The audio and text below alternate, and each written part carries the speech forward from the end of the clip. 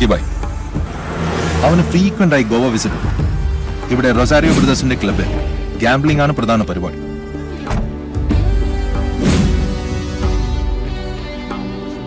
Michael, David, Simon എന്നീ പേരുകൾ ഗോവയിലെ കൊച്ചു കുട്ടികൾക്ക് പോലും അറിയാം.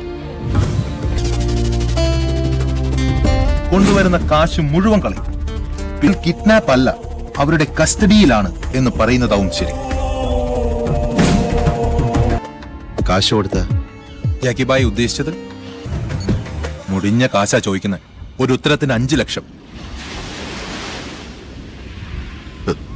നമുക്കൊരു 1.5 ചോദ്യം ഉണ്ടെന്ന് പറ.